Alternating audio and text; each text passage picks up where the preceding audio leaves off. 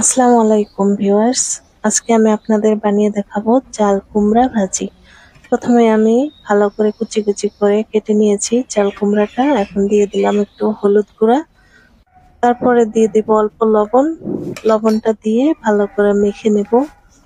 এটাকে হাত দিয়ে ভালো করে মেখে তারপরে পানি দিয়ে ধুয়ে রেখে দেব 5 মিনিট। এই তো 5 মিনিট পর ফিরে এলাম।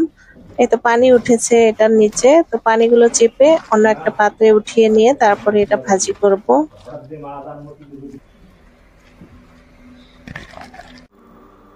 চুলায় আমি কড়াইটা বসিয়ে গরম করে নিয়েছি। দিয়ে দিলাম 3 টেবিল চামচ পরিমাণ সরিষার তেল। দেন দিয়ে দিলাম আধা চা চামচ গোটা জিরা, 2 টুকরো তেজপাতা, দিয়ে দিলাম রসুন কুচি, দিয়ে ভালো করে অল্প নেড়ে নেব। তারপরে দিয়ে দেব পেঁয়াজ কুচি। একটা পেঁয়াজ কুচি করে নিয়েছি, আপনারা চাইলে 2-3টাও দিতে পারেন।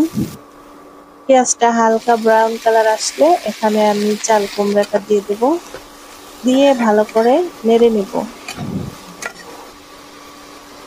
এখন দিয়ে দেব জিরা, ধনিয়া আধা চা চামচ, হলুদ অল্প দেব কারণ আগেও দিয়েছিলাম, লবণও অল্প দেব।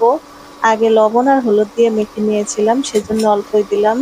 এখানে 3-4টা কাঁচামরিচ ফালি করে দিলাম, দিয়ে এখন আমি এটাকে নেড়ে নেব। তারপরে ঢাকনা দিয়ে ঢেকে ভালো করে কুক করে নেব। তারপরে আবার অল্প কতক্ষণ পরেই আমি চেক করে নিচ্ছি যে কি অবস্থা। আবারও ঢাকনাটা দিয়ে এটাকে কুক করে নেব।